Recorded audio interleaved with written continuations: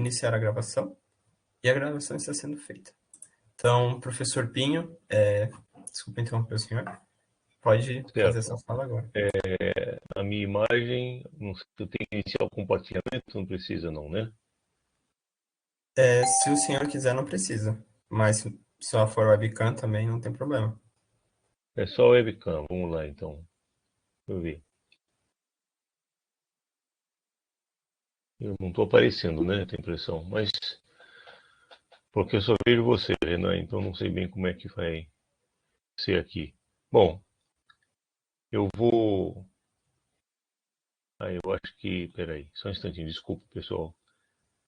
Deixa eu ver aqui. Agora eu vou aparecer aí para vocês. Então, pessoal, muito bom dia a todos. De início, eu vou falar algumas palavras que o Renan já falou. Na verdade, eu queria, em primeiro lugar, agradecer a presença de todos vocês. Né?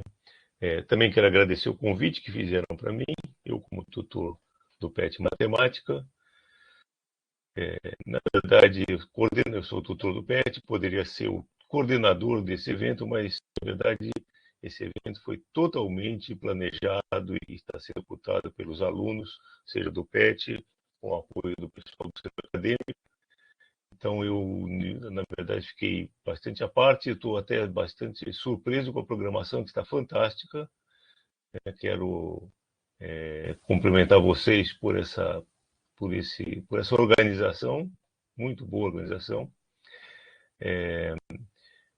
Também, nós do PET já fizemos no passado alguns eventos do tipo em que tinha estudantes e professores, os encontros de matemática universitária, fizemos 4 encontros no passado, e também eram muito bons, mas esse aqui remoto está muito excelente, tá? Então, parabéns para vocês.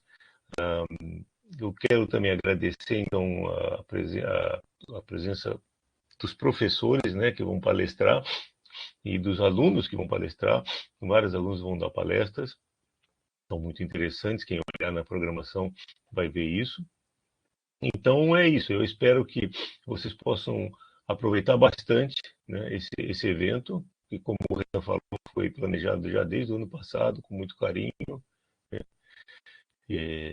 Eu sempre acompanhava, eu vi eles fazendo o planejamento, mas assim, eu não acompanhei os detalhes. Então, por isso que eu estou assim, agora sabendo mais do evento em si, da programação. Então, pessoal, é isso, né? Que vocês aproveitem bastante, né? E isso estimule vocês todos, estou falando para os estudantes, a darem estimulem a estudar matemática, né? A serem também criativos. Eu sempre falo desse lado da criatividade, eu gosto de falar disso. Sejam criativos não só na resolução de problemas, né? Mas também na criação de problemas por parte de vocês. Isso é uma parte importante de matemático, né, em suas pesquisas. E é isso, né, pessoal? Então tá, parabéns a todos e a gente vai se vendo nos eventos, nas palestras aí por diante. Obrigado pelo convite para palestrar. Um abraço a todos, então. Obrigado, professor Pinho. Ficamos muito felizes que o senhor está aqui conosco, né? Para poder prestigiar nosso evento. Algo realmente, assim, de coração, né? Como o senhor disse, a gente está organizando isso daqui, nós, os alunos, tentando, né, criar nosso próprio evento aqui, né? Porque às vezes a gente vê os professores organizando eventos, é muito, muito gratificante, assim, sabe? Poder perceber que a gente planejou uma coisa e agora ela está se tornando realidade, né? Como o senhor disse, a programação está muito legal mesmo, porque a gente convidou alguns professores de fora, a gente conversou com alguns professores da universidade, trouxemos próprios alunos da universidade, tem pessoal da Universidade Federal de Minas Gerais, se eu não me engano, bastante gente. E é isso, né? Todo mundo junto para falar de matemática, né? Que é a que a gente gosta tanto, que a gente já tá apaixonado aí. Que tem, tanto que o nosso evento, bom, acho que talvez a maioria de vocês já saiba, mas nosso evento é dividido em áreas, né? Então, um dia vai ser o dia da álgebra, que é o dia de hoje é o dia da álgebra. vai ter o dia da matemática aplicada, vai ter o dia da interdisciplinaridade, ter o dia da geometria diferencial topologia. Me corrijam depois ali no chat se eu estiver enganado, mas... E de análise, né? São essas várias áreas da... É a Mônica geômetra, né? Então, tem que fazer jus aí a área de estudo. Então, é muito legal, assim, sabe? A gente poder se juntar aqui, né? Não é um evento, assim, muito formal no sentido de um grande evento cheio de gente famosa. É um evento nosso, né? Da nossa universidade, dos alunos que estão fazendo. E é uma experiência muito incrível, assim. É uma coisa muito, muito legal, né? Aprender a fazer esse tipo de coisa, certo? Então, é aí, educação matemática. Obrigado, Isadora. Exatamente, educação matemática. Então, como Posso podemos ver...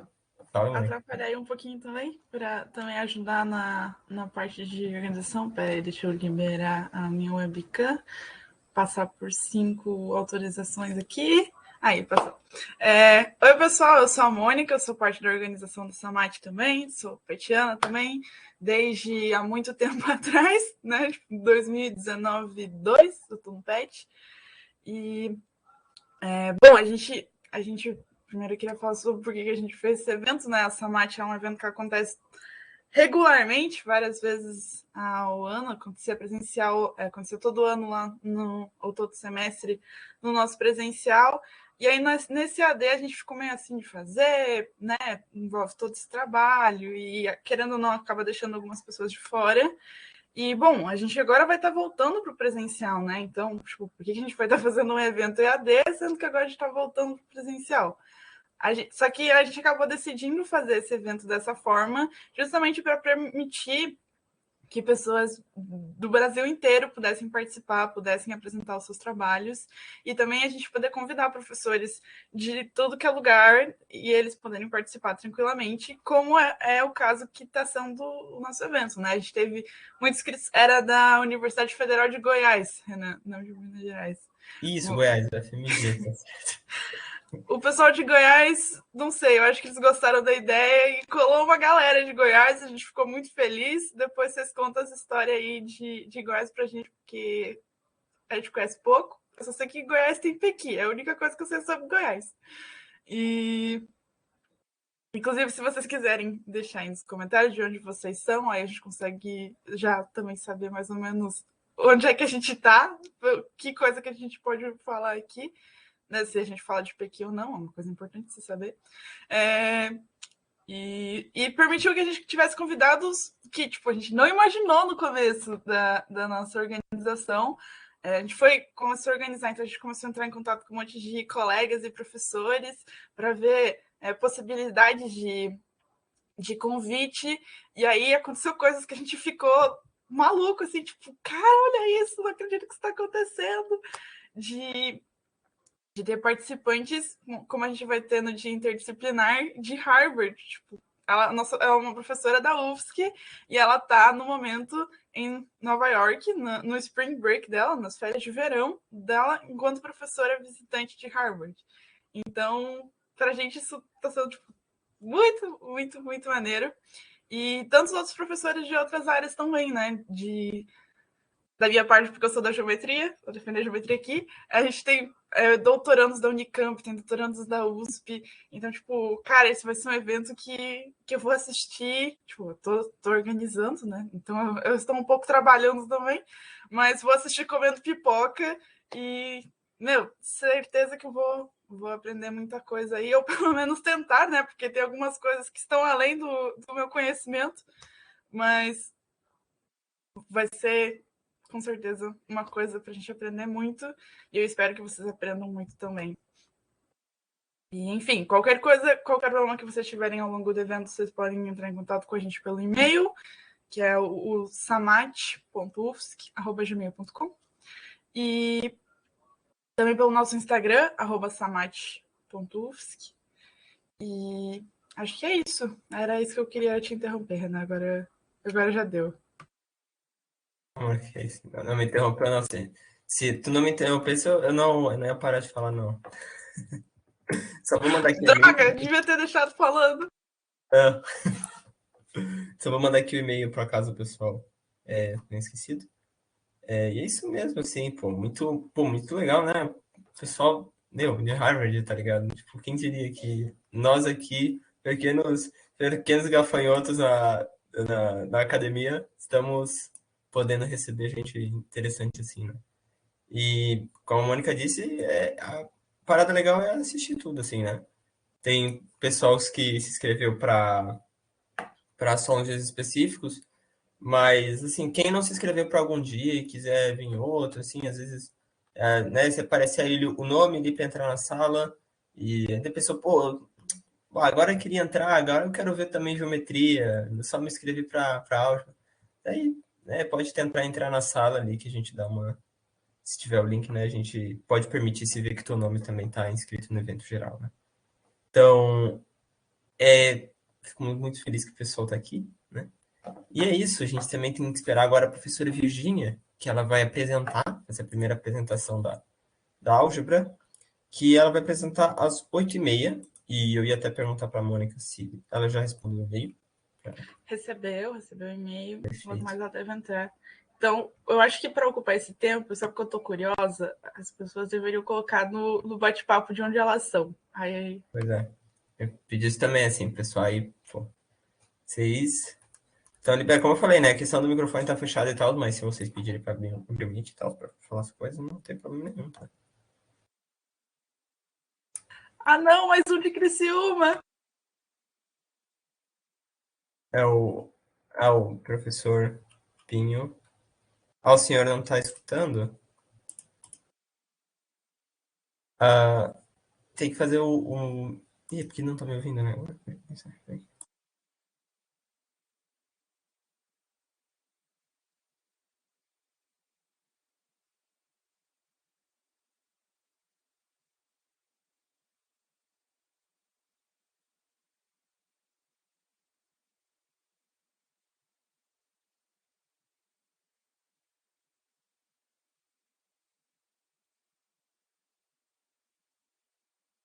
Bom, já que eu tô aqui, eu vou falar pro chat. Eu sou também de Criciúma, tá? Então, time Criciúma aí. A gente tem uma gangue dos criciumenses no PET Matemática UFSC.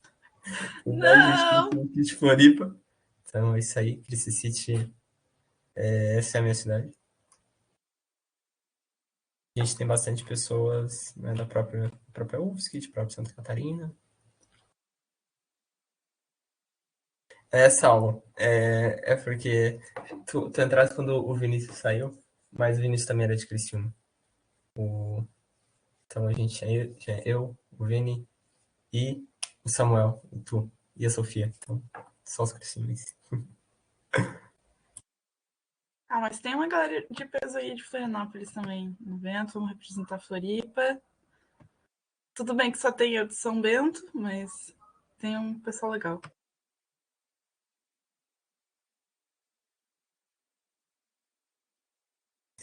Só uma coisa, a professora Virgínia tinha entrado, né? Ela só tá como ouvinte. Ela deu bom dia ali no chat. Ah, perfeito. Bom dia, prof. Bom dia, professora Virgínia. Eu Então, acredito que seja ela, Virginia Silva. Não? pois é, eu também. Isso. Ah, show. Então, eu acho que eu vou tornar ela apresentadora, né? Porque, enfim, ela vai apresentar, né? Então, eu imagino. Eu também tenho que liberar ela, no caso. Então, professora Virgínia, se a senhora quiser, pode abrir o microfone, tá? Liberei ali pra ti. E eu também te tornei apresentador, então tu tem controle sobre o que está sendo apresentado na sala, né? Claro que daí só tem que ativar ali a apresentação de tela para poder. Ah, se tá sem áudio, então tem que fazer o seguinte: tem que clicar no fone de ouvido, certo? Ali que tem a bolinha azul, e daí vai abrir, vai fechar o negócio. Daí você tem que clicar de novo e vai abrir uma aba dizendo assim, microfone, ou somente ouvinte, daí você tem que selecionar o microfone, certo? Daí tu ativa o microfone para poder falar.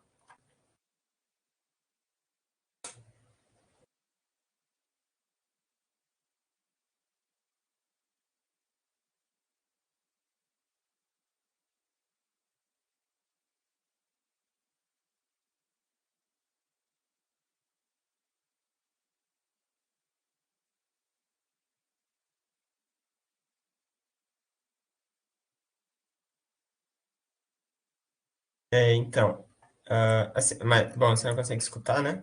Então, assim, tem que clicar, tem ali na aba ali embaixo da tua tela, certo? Eu imagino que esteja vendo a minha webcam, né?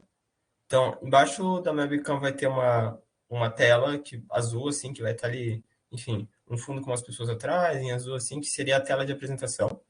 E abaixo disso vai estar vários ícones, certo? Que é um microfone, um fone de ouvido e uma webcam, né? Então, tem que...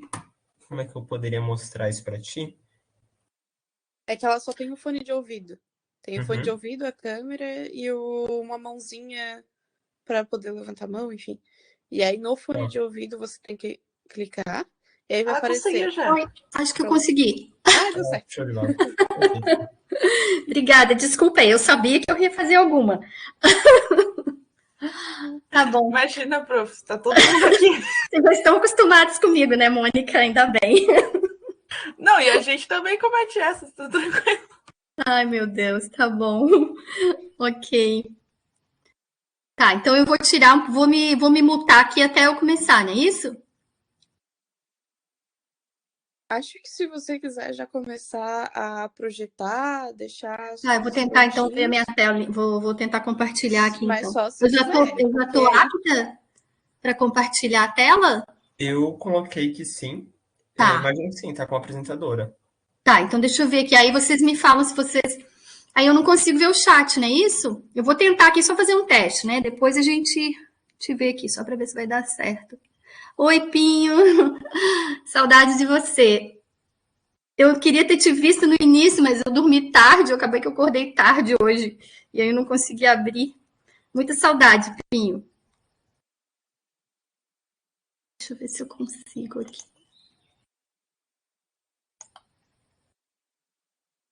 Permitir. Ops. Vocês já conseguem ver minha tela? Sim, professora, a gente Uhum. tá vendo. Beleza, depois eu coloco no modo apresentação aqui, né? Aí, vamos ver se dá certo. Não sei se eu vou conseguir. Tá, então eu vou. Já que eu vi que eu consigo fazer isso, menos mal. Ok. E eu tenho que abrir a câmera? Se quiser, a gente está gravando, tá? A reunião, então, se quiser abrir a câmera, também vai de ti, assim. Tá, Eu abri porque eu tô, eu tô coordenando hoje, mas não se sinta obrigado a abrir. tá bom. Então acho que quando eu começar, de repente eu abro.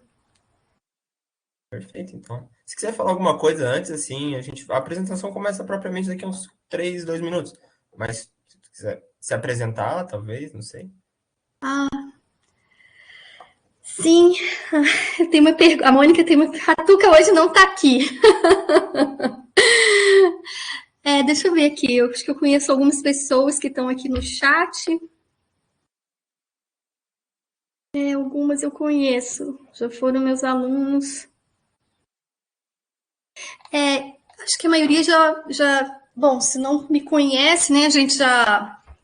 Nesse remoto, acho que eu dei aula para bastante gente, né? Porque eu fiquei dando as disciplinas de Álgebra 2 e seminários, né? Eu sou Virgínia, eu já estou aqui na UFSC desde 2005, que eu sou professora aqui. E, bom, 17 anos, né, já fez, porque eu tomei posse em fevereiro de 2005.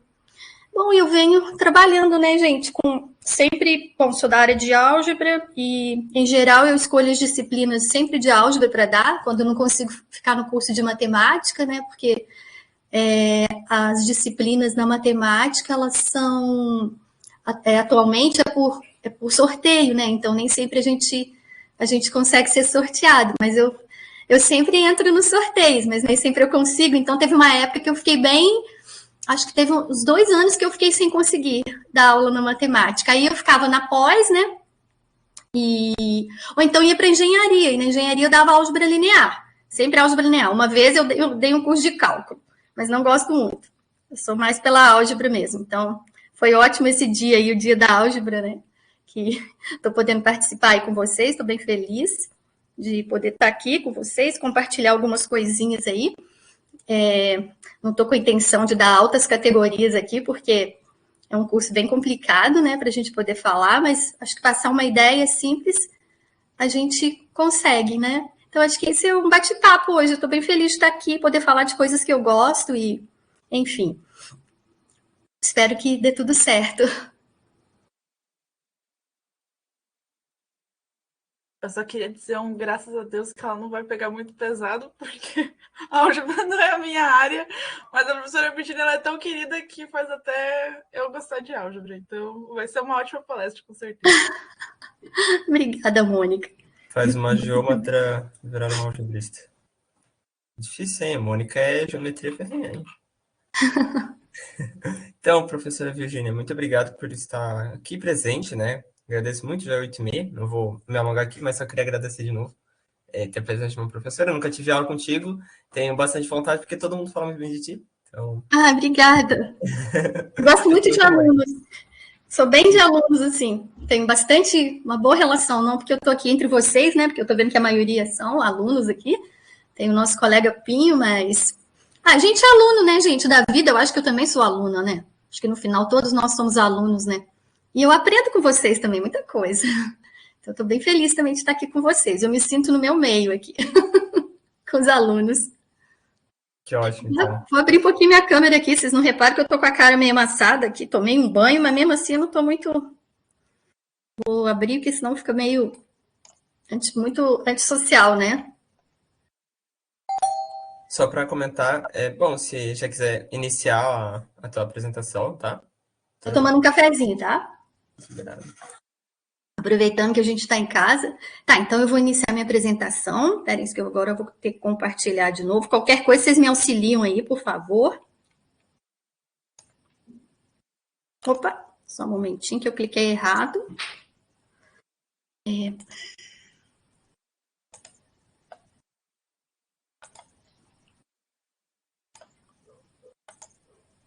Vocês já estão vendo a tela?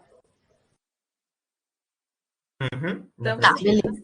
Aí eu vou tentar colocar no modo apresentação aqui, ver se vocês conseguem, ver se muda aí para vocês. Mudou? O modo apresentação? Uhum. Beleza, que eu acho que fica melhor assim. Então, pessoal, a ideia hoje, eu queria falar com vocês um pouquinho das estruturas algébricas, né, que principalmente os alunos da álgebra, alunos que fizeram álgebra 1 e 2, eu acho que eles conseguem ter vão conseguir ter um bom entendimento, né, porque eu escolhi estruturas mais simples, né, tipo anéis, grupos, módulos, espaços vetoriais, tá? Então, eu tentei fazer uma coisa mais para vocês poderem aproveitar também, né, porque não adianta colocar um tema uma parte mais técnica, não vou dizer mais complicada, porque qualquer um consegue entender uma coisa mais complicada, né? Basta ter um tempo, né?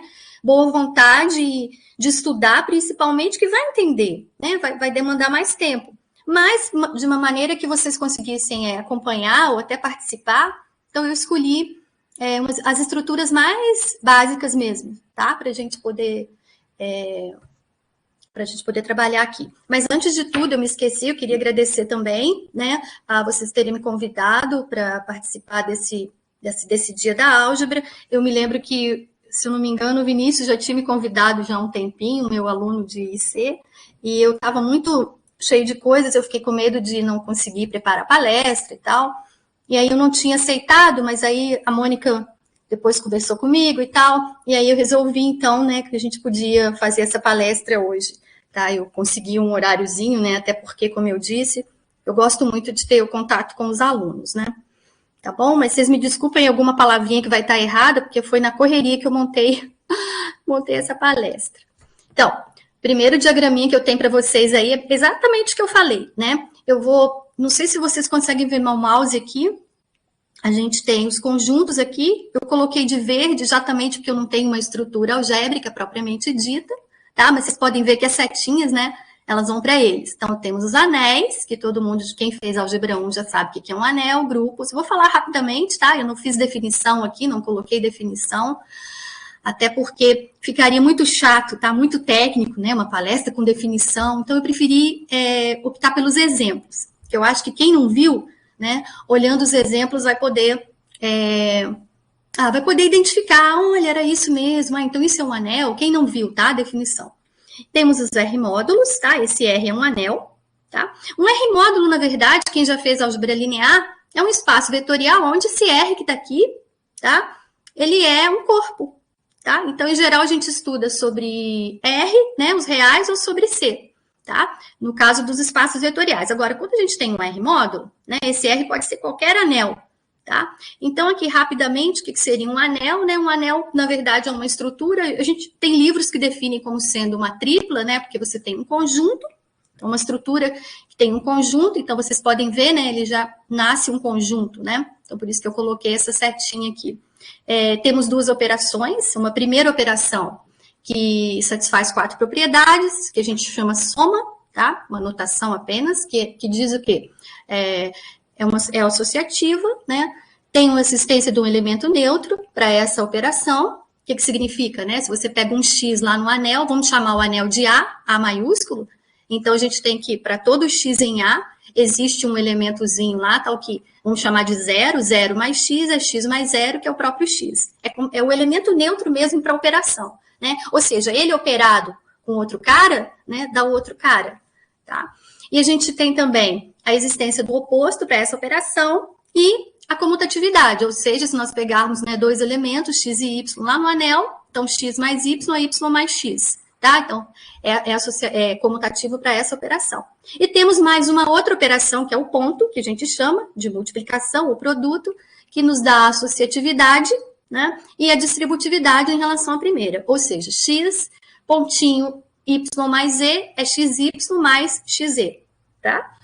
E tanto à direita quanto à esquerda. Então, isso é um anel, tá? Então, é bom ter em mente só que é um conjunto em que a gente tem o quê? Duas operações, tá? E que tem os axiomas aí para serem satisfeitos com relação a essas duas operações. Aí existem os grupos, né? Os grupos já são estruturas um pouco mais simples no seguinte sentido, né? Eu tenho um conjunto só com uma operação. E que satisfaz as mesmas operações, quase as mesmas, da primeira operação do anel. Então, por isso que a gente fala que um anel, na verdade, ele tem uma estrutura de um grupo abeliano. Se vocês verem, eu puxei uma setinha para cá. Por quê? Porque um grupo ele tem uma operação, que você pode chamar do que quiser, estrelinha. Em relação à operação estrelinha, você tem associatividade, você tem a existência de um neutro também para essa operação. O que significa isso? Que x estrelinha o elemento neutro, que a gente chama de ezinho, tá? Vai dar o próprio x, e o ezinho estrela xzinho dá o próprio x. Ou seja, qualquer elemento do conjunto operado com esse dito neutro, né, é preservado, né? Continua no elemento do conjunto, tá? E quando o grupo é comutativo ou abeliano, depois eu vou até falar por que do abeliano, tá? A gente tem, então, os primeiros axiomas de anéis. Tá? Então, por isso que eu falei que quem já fez álgebra 1 e 2 está conseguindo ver esse desenho que eu estou falando aqui, né? Ok? Bom, aí tem os R-módulos, tá? Os R-módulos eu vou definir daqui a pouquinho, aí eu escrevi, porque eu penso que a maioria aí não fez estruturas algébricas, aí eu faço uma definição, tá? Mas um R-módulo, ele tem dentro de si uma estrutura de grupo abeliano embutida e mais uma multiplicação que a gente chama multiplicação por escalar, lá em espaços vetoriais, que é pegar exatamente esse elemento do anel e agir no conjunto, tá? Porque o módulo, ele vai ser um conjunto, o R-módulo. Então, você tem o anel agindo no módulo, tá? E uma diferença que é interessante, quem faz estruturas algébricas, né? Eu vou aproveitar e vou conectar com as disciplinas aí do curso, né? Porque tem muitos alunos aqui que eu vi que são do curso. Estuda, né? A parte de estruturas algébricas, a gente estuda exatamente essa estrutura algébrica, né? Que são os módulos. E aí a gente fala que é uma ação do R em M, né? Onde M maiúsculo, seria o módulo, tá? Então, o que a gente tem, ó? Anéis comutativos, eles são anéis, na verdade, né? Qual que é a diferença aqui de um para o outro? Aqui no anel comutativo, aquela segunda operação que eu falei, ponto, né?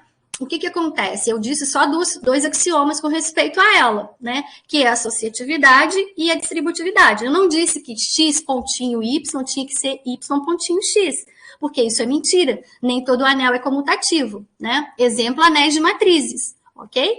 Então, quando a operação ponto, né, tem essa propriedade ou satisfaz esse axioma, vamos dizer assim, a gente chama de anéis comutativos. Então, anéis comutativos, em particular, é um anel, tá? E é um grupo abeliano, obviamente, porque um anel é um grupo abeliano, né? O grupo abeliano eu já falei para vocês, né? E tem módulos sobre um anel R comutativo também a gente tem. E aqui eu fiz aqui, ó, as K-álgebras, né? O que é uma K-álgebra, na verdade? Bom, deixa eu falar de espaço vetorial. Então, quem já viu espaços vetoriais sobre um corpo, eu botei corpo K aqui, tá? Esse meu K é corpo. A gente poderia fazer esse raciocínio em cima do K, um anel comutativo, eu preferi restringir um pouquinho mais, tá? Para ficar mais fácil. Um espaço vetorial, na verdade, é um grupo abeliano, tá vendo? Por isso que eu já coloquei a setinha. Ou seja, você tem dentro dele, né, uma estrutura, uma operação que a gente chama de mais, e essa operação, ela envolve elementos do espaço, chama de V esse espaço, tá? Um V maiúsculo, um conjunto V, né? Então, ele relaciona esses elementos através do mais, e além disso, você tem essa multiplicação por escalar. Ao invés do R aqui, olha, vocês estão vendo no meu gráfico aqui, no meu diagrama, você tem um corpo. Gente, é brutal a diferença quando trabalha num R módulo, onde R é um anel qualquer e onde K é um corpo, tá? A começar por base, né? Quem já estudou álgebra linear sabe que nos espaços vetoriais a gente tem uma base. Quando você tem um R módulo, a menos que você esteja lá nos R módulos livres, aí você vai ter tipo uma base, tá? Então, tem uma diferença muito grande, né? Fica parecendo que é a mesma coisa, mas não é, tá? Em se tratando de um anel qualquer, agindo num conjunto, e em se tratando de um corpo, agindo até nesse mesmo conjunto, tá? É uma diferença brutal, a começar pela questão das bases. Nem sempre temos bases aqui, tá? Então, o espaço vetorial é isso. Então, quando você tem uma K-álgebra, na verdade, eu vou dar exemplo, tá? Daqui a pouco a gente vai para os exemplos. Uma K-álgebra, na verdade, ela é um espaço vetorial, tá? Mas ela é um anel também. Então, ela tem uma estrutura, ela tem duas estruturas dentro dela, né? Tem uma álgebra, ela suporta uma estrutura de anel e ela suporta uma estrutura de espaço vetorial, tá? Essa parte aqui também eu vou colocar para vocês, tá? Porque eu imagino que vocês não devam ter estudado, né? Especificamente sobre K-álgebras. Então, em se tratando, né, de uma estrutura ter... como é que fala? Ela suportar duas outras estruturas, tipo o anel e o espaço vetorial, vai ter que ter uma compatibilidade entre elas, né? Elas têm que se conversar. A estrutura de anel tem que conversar com a estrutura de espaço vetorial.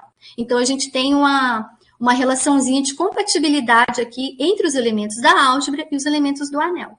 Tá? Então, qual que é a ideia, né? A ideia é conversar com vocês um pouquinho, tá? Eu quero dar mais exemplos, né? Porque quem já viu, quem já fez álgebra mesmo, né? Vai conseguir entender bem legal. E depois, o que eu gostaria de fazer? Eu gostaria de ver essas estruturas dentro de alguma coisa maior, tá? Que a gente chama de categorias. Aí a gente vai falar um pouquinho de categorias, tá bom? A gente vai dar exemplos, vamos considerar um funtorzinho lá nas categorias, tá? E vamos tentar fazer esse mesmo diagrama que eu fiz aqui, mas agora o quê? Enxergando em um local maior, né? Eu sei que vocês vão ter uma mesa redonda hoje, né, sobre categorias, então, de repente, pode ser que até ajude um pouquinho essa minha palestra, né? Quando vocês forem conversar lá na mesa redonda. Bom, vamos para os exemplos, que é a parte interessante, ó, porque nos exemplos vocês vão recordando tudo isso que eu falei, né? Quem já viu e quem não viu, aproveita e já começa a pensar, ó. Os anéis, né? Já vou chamar de anel porque eu sei que né? O conjunto dos inteiros Z, Q, R, C e Zn. O Zn é aquele conjunto dos módulos, né? O conjunto das classes de Hess que a gente chama, né? O 0 barra, 1 barra, 2 barra, até o n-1 barra. Tem uma estrutura, todo mundo sabe que a gente tem uma estrutura de anel aí, né? Que é somar as classes e multiplicar as classes, certo? O Z tem o Z é bem simples, né? Vamos pensar no Z, tem a operação mais e ponto, e você olha que a operação mais do Z é associativa, tem o elemento neutro que é o zero, estou falando para quem não viu anéis, né? Quem tem o elemento neutro zero, para todo elemento em Z você tem o oposto, certo? Sendo que o neutro, que é o zero, é o oposto dele mesmo, correto? E também tem o quê?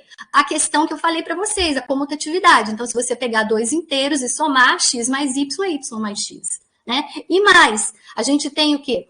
A gente tem a associatividade da operação ponto, que é multiplicar dois inteiros, a distributividade, certo? E temos mais coisa, porque isso aqui é um anel comutativo, né? É um domínio de integridade, então tem um punhado de coisas aqui dentro, né? Do Z. O que tem mais ainda, porque ele é um corpo, né? Então, todo elemento não nulo é invertível. Então, mas a gente não precisa disso tudo para ser um anel. Para ser um anel, basta aqueles 6 axiomas que eu falei, tá? Então, tem os reais, ó, os complexos, tem o anel de polinômios do Kx, tá certo? A gente pode, eu estou colocando aqui uma variável ó, sobre o corpo K, eu nem precisava colocar sobre o corpo K, eu podia pegar um anel aqui, tá? Inclusive várias variáveis, N variáveis, tá? Continuaria sendo um anel. Aqui eu optei pelo K de X, que é um anel de polinômio sobre K, na variável de X. Então, esses anéis são comutativos, ó. E aí tem os não comutativos, né? Os não comutativos, por exemplo, as matrizes, tá? Quando eu coloquei esse K aqui, esse K significa que eu posso ter entradas, né? Em Z, Q, R, C ou ZN, ou até num anel qualquer aqui, tá? Posso ter o anel de matriz com entradas num anel qualquer, ele continua, vai sendo um anel, só que é não comutativo, né? Isso mais ou menos todo mundo sabe, né? Vocês já devem ter trabalhado com matrizes, né? Tem que ser quadrada, né? Porque eu preciso multiplicar, então não dá para ser uma matriz retangular. Aí tem o anel dos quaternios, né? Que a gente bota o H aqui, que é do Hamilton, que foi o primeiro que descreveu esse anel, tá? Mais e ponto, não sei se todos já viram, mas a gente faz uma analogia com R4, né? Vocês veem que eu pego um A, B, C, D, anel de quaternios reais, que se fala, né? Então, eu posso decompor essa quádrupla desse jeito, né? Identifico. Eu vou identificar o A com A000, o I com 0101, o J com 010 e o K com 0001, tá? E aí, o que acontece? Quando a gente pega esse elemento, A mais BI mais CJ mais DK, a gente vai identificar com essa quádrupla que eu falei com vocês, tá? A ideia é ver qual é a estrutura de anel aqui. Então, tá aqui um pouquinho, né? Primeiro, a gente diz que 2 elementos dessa forma são iguais, e somente se o A é igual a linha, né? O B igual a B', o C igual a C', o D igual a D'. E aí, a gente forma esse H dessa forma, ó, com esses elementos, tá? Aí, quem já viu um pouquinho, talvez, aí de... isso aqui nem precisa, tá? Você pode considerar essa soma direta aqui como sendo o produto cartesiano, porque você pode ver que você tem uma quantidade finita de conjuntos aqui, e a gente sabe que quando tem uma quantidade finita de conjuntos, essa soma direta que a gente fala é um produto cartesiano, tá? Então, você pode pensar um produto cartesiano aqui, R1, né, ou R, se você quiser, o RI, o RJ, o RK, tá? Então, o anel dos quaternios é exatamente esse conjunto. E aí, precisa definir uma soma. A soma é somar, digamos, né, correspondentemente às parcelas aqui. Então, A mais A', o B mais B' e C mais C', J, né? Porque tem essa... Já vou falar quem que é IJK, tá? E o D mais D', Esse IJK, eles estão aí também, não é de brincadeira, não, né? Não é por qualquer coisa que eles estão aqui. E eles satisfazem, e a multiplicação é dessa forma. É uma multiplicação enrolada, nem vou ler, tá? Mas se a gente pensasse, por exemplo, né, em apagar o J e o K, se vocês tivessem o A mais B e o A' mais B' aí, ó, apaga o C, faz o C igual a D, igual a C', igual a D', iguais a 0. Você tem exatamente uma multiplicação nos complexos, tá? E isso não é à toa, como eu falei. O anel dos quaternios, ele vai ter 3 cópias do C dentro dele, isomorfas, tá? Então, por isso que a gente fala que é uma extensão do C, o anel dos quaternios. E aí, um bom exercício, uma vez que esteja definida essa multiplicação, é ver que o I quadrado é igual a J ao quadrado, igual a K ao quadrado, igual a menos 1. Né? Então, você observa que isso não pode ser um número real, né? Um elemento real, porque ao quadrado me dá um número negativo, certo? E aí a gente tem essas multiplicações, o I com J é bem simples, né? Porque o I e J basta fazer o quê? O A igual a 0, certo? O B igual a 1, né? O C igual a 0, o D igual a 0. Então, você tem o elemento I. E multiplica pelo elemento J, que seria o quê? Fazer, por exemplo, o A' aqui igual a B' igual a 0, o C' igual a 1 e o D' igual a 0. Quando você faz essa multiplicação aplicando a definição, você vê que dá o K. Você volta no K, tá? Então, o IJ é igual a K, o JK. Ó, vamos ver o JI, ó. O JI dá menos K. Então, você já pode ver que, pensando já que vai satisfazer todos os axiomas de anel, esse anel não é comutativo, tá? E o KI dá o J... o IJ é K, o JK é I. Você vai andando, ó, tá vendo? IJ é K. Quando você faz o JK, ele muda para o I. O KI, ele volta no J. E quando você começa a reverter as coisas, como se você andasse no sentido aí, horário, já vai dar JI igual a menos K, KJ igual a menos I e K igual a menos J, tá? Então, tem essas coisas que a gente pode ver. Aí foi o que eu disse para vocês, que o IJ sendo igual a K, J igual a menos K, a gente vê que esse anel não é comutativo. E para quem conhece um pouquinho sobre isomorfismo de anéis, a gente consegue ver que o H, que é esse anel dos quaternios, e esse R que eu defini aqui, ó, que é o conjunto de matrizes com entradas em C, tá? Onde você tem ZW, o W barra, né? Não sei se vocês falam W ou ômega. O W barra aqui é o conjugado, certo? E aqui é menos o conjugado, Z barra, que é o conjugado do Z, tá? Isso aqui tem uma estrutura de anel, na verdade é um subanel do anel das matrizes quadradas com entradas em C, tá? Esse menor igual para mim significa subanel, tem que ter um pouquinho de atenção, né, com as notações. Eu sigo a notação da maioria dos autores. E quem que seria esse homomorfismo, né? Eu vou levar um 1 nessa matriz, o I nessa outra matriz, né? O raiz de menos 1 aqui, menos raiz de menos 1. Você vê que é importante que a entrada esteja em C, né? Porque isso aqui não faz sentido em R, raiz de menos 1, né? O J vai nessa outra matriz e o K. Quando a gente olha para isso e procura a forma geral do anel, né, que é o A mais BI mais CJ mais DK, a gente tem exatamente isso, né? Que é um elemento dessa forma aqui. Você tem o complexo, tem o outro complexo, né? Então, no caso aí foi o quê? A mais B, raiz de menos 1, C mais D, raiz de menos 1. Aqui você tem o conjugado, o oposto do conjugado desse, e aqui você tem exatamente o conjugado desse, tá? Então, é um bom exercício ver. Para quem já viu um pouquinho mais de álgebra linear, vai ver que esse isomorfismo, na verdade, é um isomorfismo de R espaços vetoriais. R real, não C, tá? Então, já dá para ver que tem um espaço vetorial aqui. Já estou tentando conectar com o próximo passo. Tá? Então, exemplinhos de anéis, tá? Esse daí.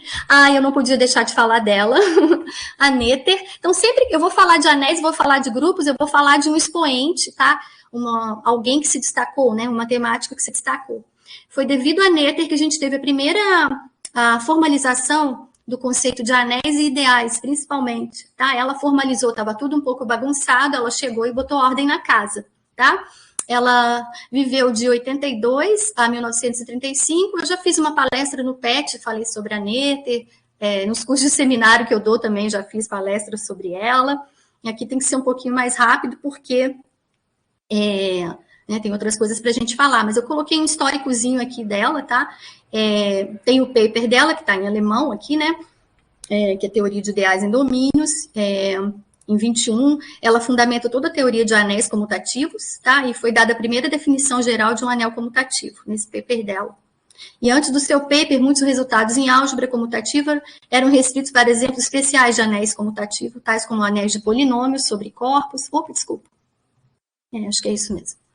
Então, a gente tem a Néter, né? Mas o mais importante aqui para mim é essa primeira frase, tá? Que ela formalizou todo o conceito de anéis ideais. Ela é maravilhosa. Então, tem a fotinha dela aí para vocês, vou passar. Vamos falar de grupos. Então, temos também os exemplos, tá, gente? O Z, o Q, o R, o C, o ZN. Aqui são todos, né? Esses aqui são exemplos de anéis com a soma, né? Não estou botando produto aqui, que se eu botar o produto, isso aqui é mentira. Desculpa, isso aqui não é grupo, tá? Temos que tirar sempre o zero, né? Porque com produto, todo elemento tem que ter o quê? Todo elemento tem que ter inverso, né? Se a gente deixar o zero, acabou, não tem inverso. Tá? Então, aqui a gente tem esses 5 exemplos de grupos comutativos e o anel de matrizes também com a soma, tá? Você tem uma estrutura de grupo, todo mundo sabe que se somar a matriz, você continua numa matriz, né? Você tem a matriz nula, por exemplo, que seria o elemento neutro, né? Soma de matrizes é comutativa, e o que falta mais? Associatividade, né? Tem o grupo cíclico das raízes enésimas da unidade, ó, que é o UN, tá? Quem que é o U? O U é um elemento dessa forma, cosseno de 2π sobre N mais o seno de 2π sobre N. É esse ângulozinho aqui. Eu importei esse desenho. O meu desenho, na verdade, do meu curso, ele não ficou muito legal, né? Eu fiz no TEC, não ficou legal, mas imagine que esse polígono aqui de N lados esteja inscrito numa circunferência de raio 1. Todos esses vértices que vocês estão vendo aqui, ó, A, B, C, D, parará, tem N lados, né? Então, a gente não sabe o tamanho exato desse polígono, né? Por exemplo, se o N for 3, a gente tem um triângulo. O que acontece? Esses vértices são as raízes, são esses carinhas que eu coloquei aqui. O U ao quadrado, o N menos 1 até o N. O N você volta Por isso que ele é um grupo cíclico, né? Ele é gerado por um elemento que tem ordem N, que eu elegi como sendo U, tá? Tem outros geradores para esse grupo aqui também, mas basta que a gente pegue esse. Então, esse cosseno de 2π sobre N aqui, digamos, é esse ângulozinho aqui, ó, entre cada um aqui, né? Esse ângulo central, tá?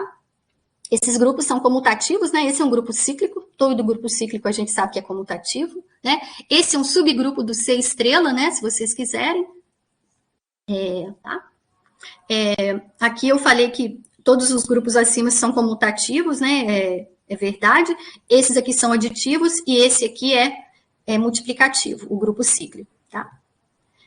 Aí tem os não comutativos, tá? Porque eu estou sempre dividindo, né? Porque se vocês lembrarem aquele meu primeiro slide, eu botei grupos e grupos abelianos. Então, eu estou sempre procurando dar um exemplo de coisas comutativas e coisas que não são comutativas. Aí tem os não comutativos, só um momentinho. Que são o grupo das permutações de N elementos, né? Ou seja, você tem N elementos, e quem é esse grupo, né? São as funções bijetoras entre esses N elementos, tá? E ela tem tamanho, né? Esse grupo tem tamanho, ou ordem, digamos, N fatorial. Aí você tem o AN, que é o grupo das permutações pares. Quem já fez a álgebra 2 aí sabe um pouco melhor sobre isso, né? Não vou entrar nesse detalhe, é um subgrupo normal de SN. Aí mais para contemplar quem fez a álgebra 2. E esse grupo AN, ele tem N fatorial sobre 2 elementos, tá? Então, por exemplo, né, se o N for 3, o N igual a 3, ele é um grupo não comutativo. Mas por que eu botei o N maior ou igual que 4? Porque se o N for 3, o AN, tá? O A3, ele fica o quê? Ele fica 3 fatorial, o tamanho dele, sobre 2. E 3 fatorial sobre 2 dá 3. E um grupo de ordem 3 é abeliano, tá? É um grupo comutativo. Então, eu não coloquei... No caso do AN, eu coloquei N maior ou igual que 4, porque todo grupo de ordem menor ou igual que 5 é abeliano, tá?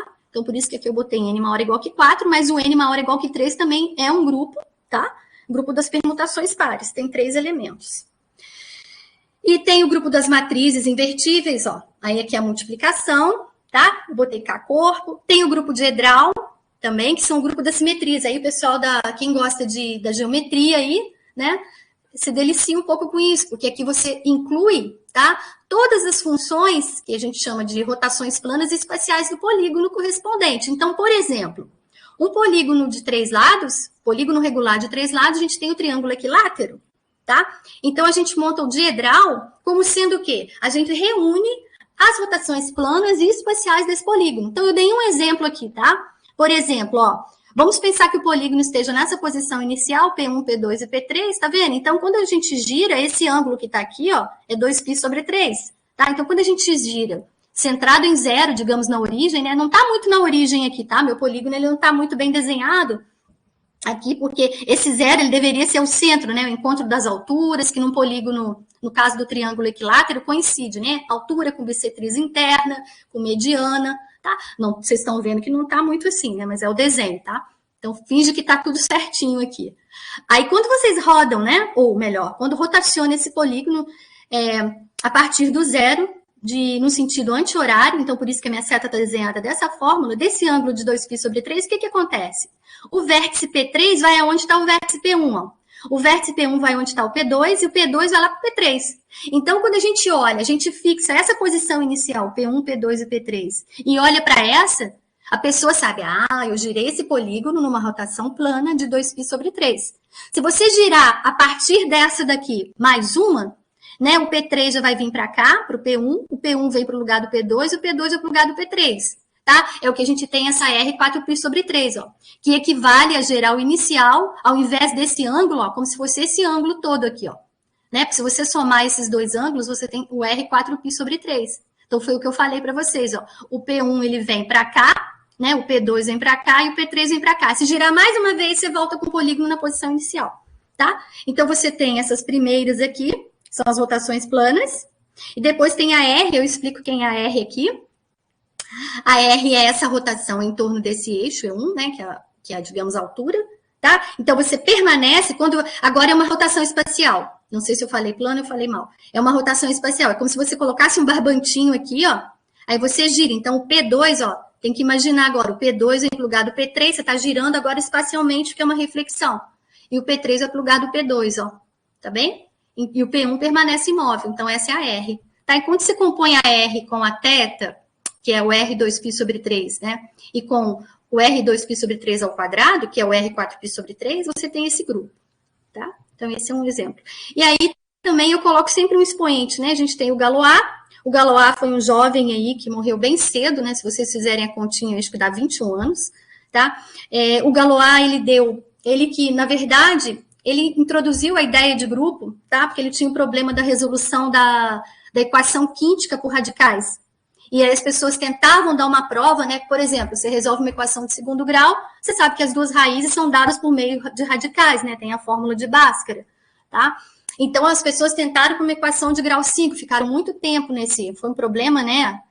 Muito tempo em que não se tinha uma resposta, e o Galois resolveu esse problema no seguinte sentido, né? Ele decidiu, né? Ele deu um critério para quando que uma equação quíntica pudesse ser resolúvel por radicais, né? Que é através da solubilidade do grupo. Então, ele passou para a estrutura de grupos, para dar uma resposta para isso, tá? E aí, tem a solubilidade por radicais, só se eu tenho o grupo das raízes, né, desse polinômio, que a gente fala o grupo de Galois, é solúvel solúvel, é um grupo solúvel, tá? Então, tivemos o Galois e o Abel, ó. O Niels Henrik Abel, que foi de 1802, se vocês olharem bem, o Abel é mais velho, né? Nasceu em 802, o Galois 811, o Abel morreu também bem jovem, com 27, né? 27 anos, ó.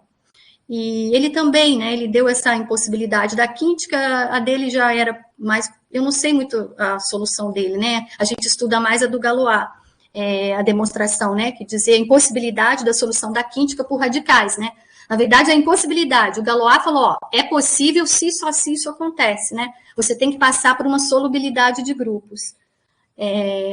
Bom, enfim. Então, são esses dois expoentes que a gente tinha nos grupos. Aqui eu vou falar um pouquinho de módulos, tá? E álgebras, vou ter que ser mais rápida aqui para dar tempo de eu falar o que eu quero. Tá? Então, como aí eu penso que muitas pessoas não viram, eu coloquei a definição, tá? Então, aí tem o problema do anel não ser comutativo, então a gente sempre define um módulo à direita ou à esquerda. O que define isso, Virgínia, se é à direita ou à esquerda? Isso aqui, ó.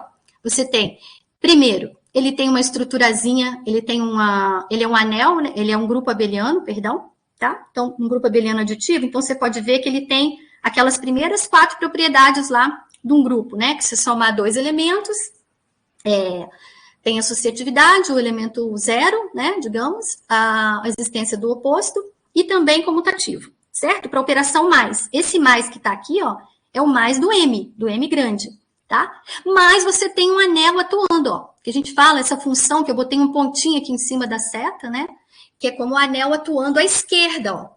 Então, por isso que aqui ele é um R módulo à esquerda. Então, para cada par que a gente pegar, né? RM em R cartesiano M, eu associo esse elemento RM, tá? E ele satisfaz essas propriedades, que é bem conhecida de quem já fez aí, quem já estudou álgebra linear, né? Você tem a abertura aqui do R, né? Em relação à soma de M's, a abertura do M aqui em relação à soma de R's, né? Você consegue ter essa propriedade. E tem essa aqui, que o R é R', né? Você consegue associar, ó, o R com R' mais. E olha que isso aqui tá bom, né? Porque o R''M é um elemento do M, ó. Então você tem o R atuando em M. Se você olha para o lado esquerdo, né? Você tem R, o R', que é um elemento do R, atuando em M. Essas duas coisas têm que ser iguais, tá? Os meus anéis, eles têm unidade, então essa propriedade, para mim, ela sempre vale, tá? Que o 1 do anel vezes o M dá o próprio M. E aí, de maneira análoga, né, você tem o quê? Um módulo à direita também, que é como eu falei, ó, aqui que é a diferença, né? Aqui você tem o R atuando à esquerda, aqui você tem o R atuando à direita, tá? E os axiomas são bem parecidos, apenas o R fica sempre à direita do M, tá bem? Bom, o caso particular em que o R é igual a K, um K-corpo, aí que eu falei para vocês, é o que a gente tem como sendo um espaço vetorial, tá? Que é o que a gente estuda na álgebra linear. Então, na verdade, a gente, quando faz álgebra linear, a gente está fazendo o quê? A gente está fazendo a álgebra, né? Sobre um anel comutativo, tá certo? Você está fazendo... Porque quando a gente estuda estruturas algébricas, você está fazendo uma álgebra linear, na verdade, sobre anéis não necessariamente comutativos. Quando você estuda a álgebra linear, você faz isso tudo comutativamente, tá? Então, é bem isso. E aí eu defino uma álgebra também, Tem K-corpo, um anel comutativo, uma K-álgebra. O que eu disse para vocês? Ela tem que suportar duas estruturas, de anel e de K-espaço vetorial, tá? Então, você pode ter a K-álgebra definida sobre um corpo ou sobre um anel comutativo também, tá? Quando for sobre um anel comutativo, por isso que eu coloquei entre parênteses aqui, a gente chama de K-módulo, tá? Então, a gente não bota K-espaço vetorial, é sempre quando tem o corpo ou anéis de divisão. Por exemplo, se você estuda uma álgebra sobre um anel de divisão, o quaternio, por exemplo, tá? Isso é muito, essas álgebras de divisão, elas são bem importantes, tá? Você tem, na verdade, uma estrutura de espaço vetorial que você tem base. Mesmo que o anel de divisão, por exemplo, os quaternios, vocês viram que ele não era um corpo, porque não é comutativo, tá? E mais, ó, lembra que eu disse, olha, toda vez que você tem uma estrutura que ela suporta duas outras estruturas algébricas, então ela tem um anel, ela tem está embutido, né, dentro dela, né, ela aguenta a estrutura de anel e ela aguenta a estrutura de espaço vetorial. Então, essas duas estruturas, ela tem que conversar. Então, é o que está aqui, ó, para quaisquer elemento no K e para quaisquer A e B em A, tá? Eu estou chamando A essa K-álgebra. Tá vendo? Ó, quando você faz o alfa agindo no produto AB, isso aqui está na álgebra, ó, está no AB, está no A, certo? E esse está no K. Não tem nada a ver o K com A. O K é um conjunto, A é outro, certo? Então, você tem essa associatividade aqui, alfa AB, mas você tem também A, alfa B. Tá? Então, essas coisas se conversam. Você observa que aqui, ó, você já tem estrutura já do espaço vetorial, digamos, e aqui a multiplicação, ó, alfa A vezes B. Você está multiplicando dentro do A. Aqui é a mesma coisa, você tem a estrutura de espaço vetorial, quando você faz alfa B, e aqui você tem o A, alfa B. Então, você está multiplicando dentro do A. E aqui você tem o alfa, que é o cara do corpo, atuando nesse produto que está em A. Tá? Então, tem vários exemplos. Com certeza, vocês já viram exemplos de K-álgebras na vida de vocês, ó. Aqui, vamos nesse segundo pontinho, tá? Elas são exemplos são espaços vetoriais. Então, por exemplo, o K sobre K mesmo é uma K-álgebra. O K de X, o anel de polinômios, é uma K-álgebra. Tá vendo? Por isso que é bom dar exemplo, que a gente consegue assimilar o MNK, as matrizes, né? Também são álgebras, né? Sobre K igual a QRC, ZP, tá? Aqui eu tive que pôr o P', né? Porque eu tô tratando de K-corpo, e aí o P tem que ser primo para o ZP ser corpo. Tá? Então, por isso que eu fiz essa consideração aí, tá? Um exemplo de módulo, ó, se R é um anel qualquer, né? Porque aqui eu estou dando exemplo das duas estruturas, tá? Módulos e álgebras, ok? E qualquer anel sobre si próprio é um módulo, tá? Tanto a direita quanto a esquerda. E quem é aquele pontinho? Aquela estruturazinha, aquela multiplicação por escalar. No caso do anel sobre ele mesmo, ela se confunde, vira a própria multiplicação do anel. Tá? Que é associativa e tem a distributividade. A associatividade, né, é para que você tenha ela de graça aqui, ó, tá? Então, isso aqui vai valer, e as distributividades lá da multiplicação nos dão isso, ó, tá? Bem interessante pensar nisso um pouco mais particular para entender. O quaternio, ó, que eu defini para vocês. Olha, viu? Eu dei uma estrutura para vocês que tinha uma estrutura de anel, agora já tem uma estrutura de álgebra. Eu já dei um exemplo de propósito para vocês verem como é que as coisas, né, elas podem... Um conjunto, ele pode ter várias outras estruturas, né? Então, por exemplo, aqui, né, as K-álgebras, né? O anel de polinômio, ele é um anel, tá? Comutativo, tem uma estrutura de álgebra sobre K. O MNK, a mesma coisa, né? A álgebra dos quaternios, aqui eu consigo até definir. Aqui também tem dimensão, né? Tirando o K de X, que tem dimensão infinita, que é espaço vetorial, o MNK tem dimensão μ², né? Sobre o corpo. E aqui essa álgebra, ó, ela tem dimensão 4. E a base é exatamente aquela. Aqui, ó. Ó, 1IJK, tá? Então, tem dimensão 4 sobre R, tá? Vamos lá, álgebra dos quaternios. Agora sim. Agora eu vou para a segunda parte da minha palestra, aqui, vou tentar ir mais rápido um pouquinho, que é essa teoria de categorias, tá? Vou falar um pouquinho sobre o MacLane e o Eilenberg. Eles foram os primeiros que apresentaram essa teoria de categorias, tá? Um livro bem importante deles é esse aqui, Categories for the Working Mathematician, de 91, da Springer, tá? Deixei aqui, eu não coloquei na bibliografia porque eu não usei esse livro propriamente para fazer a palestra, tá? Mas É um livro bem interessante, apesar da notação ser um pouquinho difícil. A notação do MacLane, para mim, ela é bem complicadinha.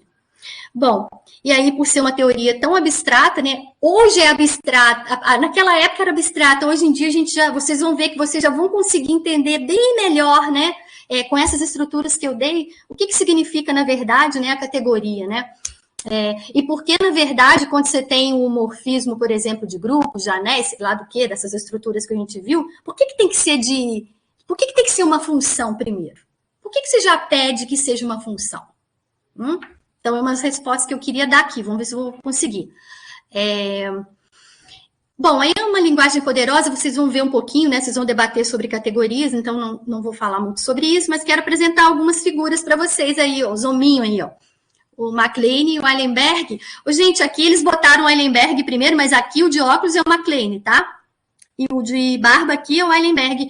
Lamentavelmente já morreram, o MacLane, vocês podem fazer a conta aí bem velhinho já, ó, 96, 95 anos, tá? E o Eilenberg, acho que 80 e poucos, né? 85, né? 85 anos, tá? O MacLane é estadunidense, Tactville, a cidade, né? E o Eilenberg é Varsóvia, Polônia, tá?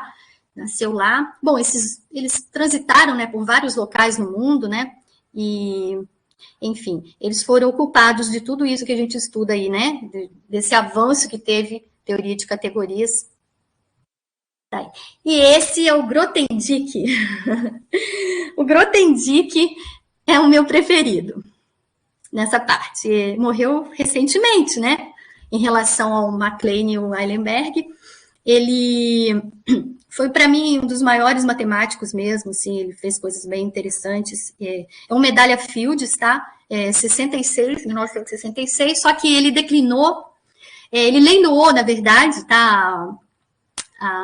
Essa Fields, né, o prêmio, e ele declinou de outros prêmios, tá? E ele reverteu o dinheiro para os vietnamitas, tá? Devido à guerra. Estava tendo a guerra do Vietnã, e ele passou o dinheiro para eles, e ele começou a apoiar muitos matemáticos norte-vietnamitas. Então, e ele tem toda uma militância política também, né? Vocês vão poder dar uma olhada aqui. Eu não gosto de ficar lendo, né? Porque isso aqui eu extraí de um local, não é da minha cabeça, obviamente, né? Mas eu achei bem interessante, ele foi descoberto pelo Cartan, ninguém menos que o Cartan. Ele fez o doutorado com Laurent Schwartz e o Dieudonné, né? Dieudonné. E ele tem... eu me lembro que quando ele foi para estudar lá com esses dois caras aqui, né? Esses dois caras, eles deram 20 problemas para ele, falaram assim, pensa nesse problema aí, eu não sei se foi 14, desculpa. Pensa nesses problemas e, sei lá, resolve um para mim, né? Pra gente aí. E você tem tua tese. Depois de alguns meses, ele chegou com todos os problemas resolvidos, tá? Uma coisa assim. Aí acabou, né? Ele caiu nas graças dos dois aqui e nunca mais foi deixado de lado, né? O Grothendieck, pessoal, ele já morou aqui no Brasil, tá? 1953 a 54, ele estava na USP, tá? Ele foi professor visitante na USP. E tem, né, a teoria de categorias, e só que depois ele virou um ermitão, tá? Então, aqui estão as fotinhas dele. Aqui ele, criança, né, mais jovem, aqui ele já tá careca, mais senhor, e aqui já é quando ele se afastou mesmo da sociedade, tá? Ele tinha muitos problemas com a realidade, né, mundial, e ele resolveu se ausentar e parou de compartilhar a matemática dele com a sociedade, né? Ele deu um decreto que tudo que ele tinha feito, né, e que não houvesse sido publicado, ele queria que não fosse divulgado, tá? E ele deixou isso com os amigos e tal, deve estar guardado as 7 chaves, né? É o que diz aí, né? Tá? Então, vocês podem ver aqui que ele morreu bem, assim, isolado, né? Poucos amigos sabiam onde ele estava, um ermitão mesmo, assim. Se decepcionou totalmente, né? Com o mundo, com tudo, né?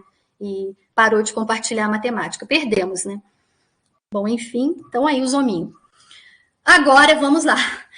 O meu objetivo aqui não é ficar sendo muito técnica, vou passar até rápido. O que eu quero dizer? Uma categoria, você tem que pensar 2 coisas, tá? Para fim de conversa. Tem que ter uma coleção de objetos e tem que, para cada par de objetos, você tem que ter uma coleção. Eu digo coleção porque eu não sei, agora eu já perdi a noção. Não sei se coleção de objetos é conjunto, em geral não é, tá? Quando a gente tem um nome, né? Ela chama categoria small, categoria pequena, tá? E para cada par de objetos que você tiver na categoria X, Y e C, a gente tem uma coleção de morfismos. Sabe o que são os morfismos?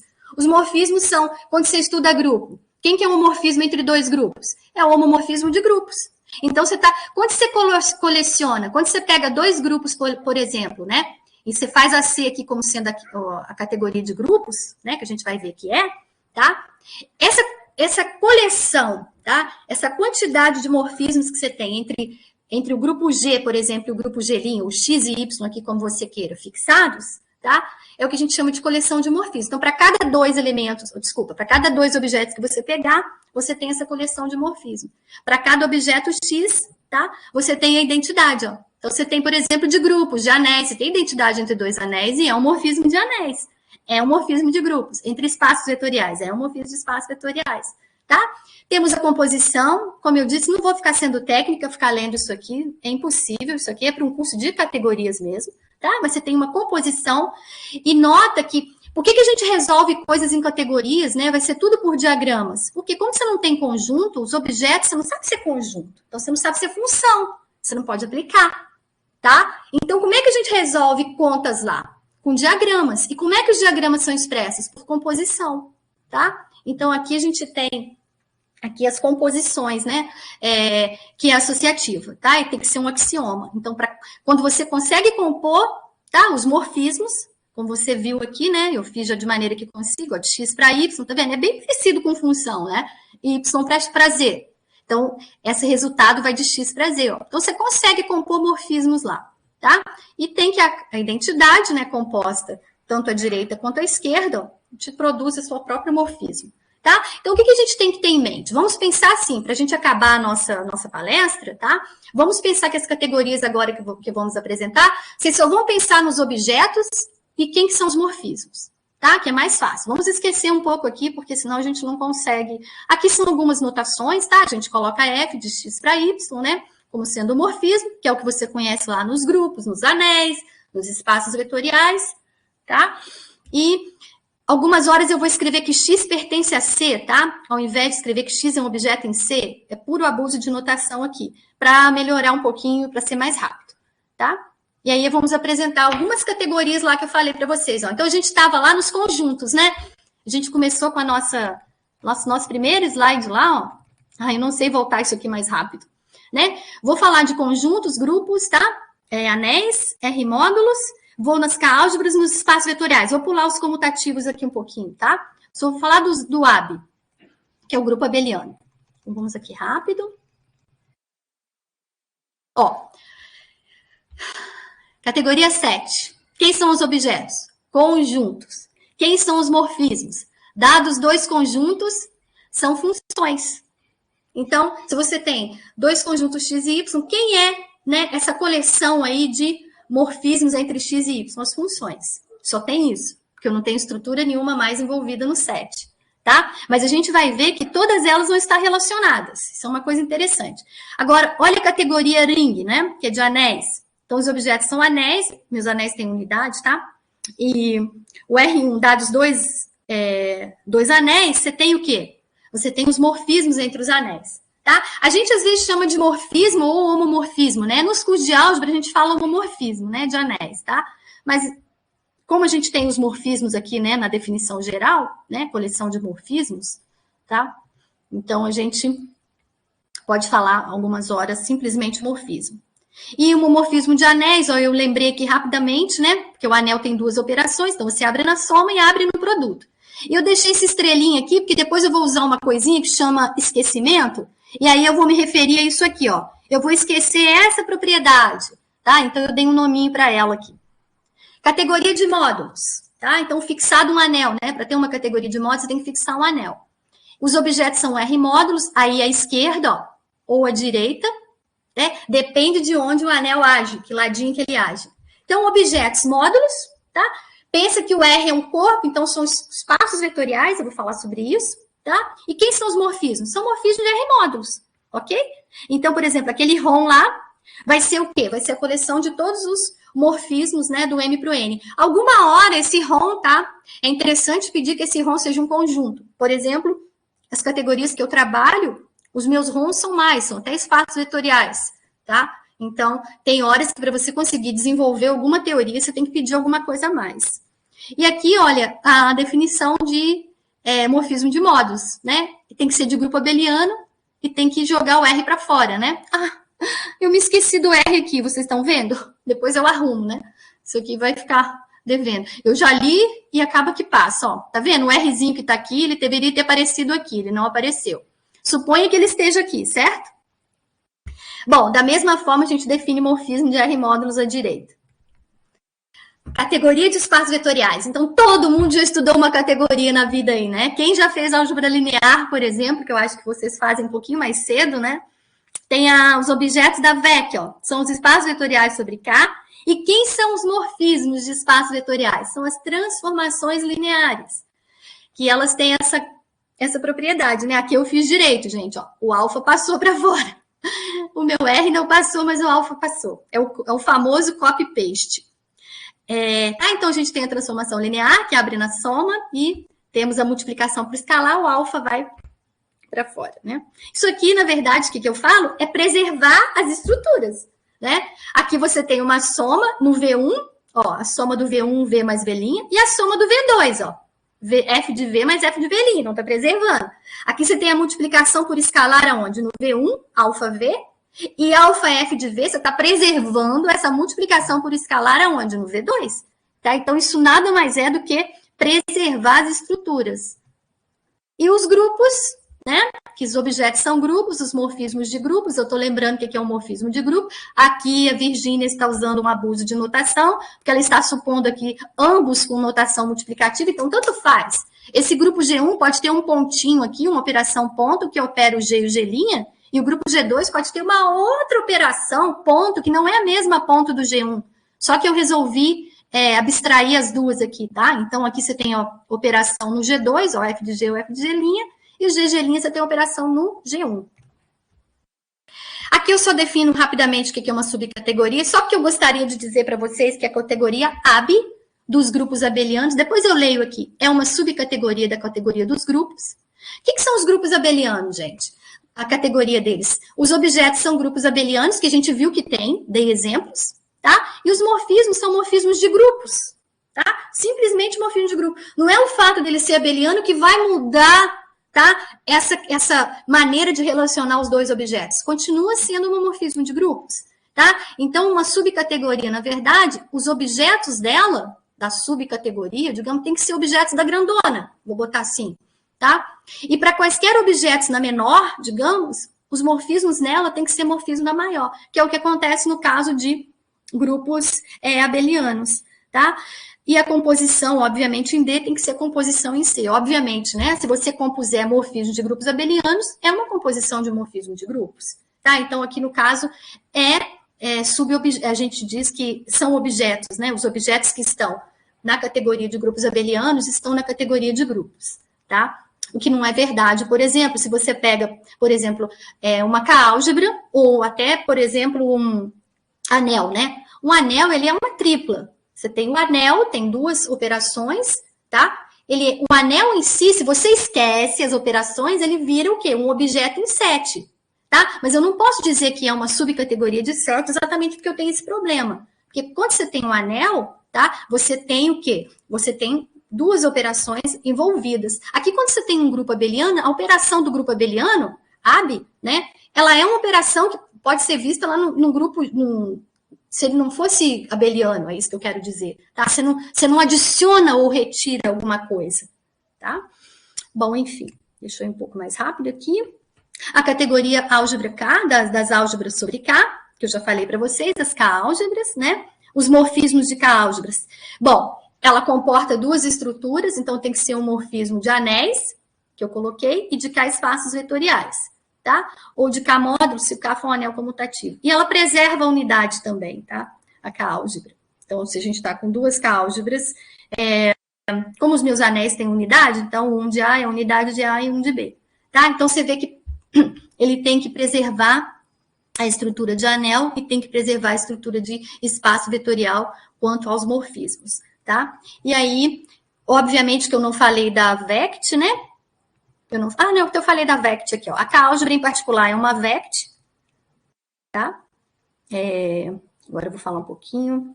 Eu quero relacionar, porque eu gostaria de fazer aquele diagrama que eu fiz inicialmente, agora vendo as categorias, tá?